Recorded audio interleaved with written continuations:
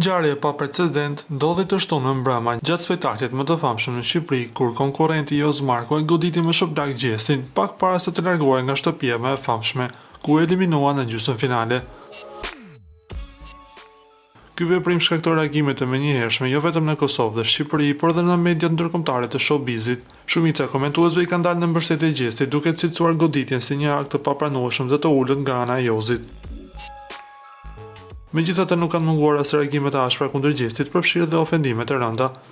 Deri tani Jozi nuk ishte shfaqur në publik, nuk dihet se pse, por ndoshta edhe nga frika. Kjo pasi që mori goxha kërcënime nga fancat e Gjestit.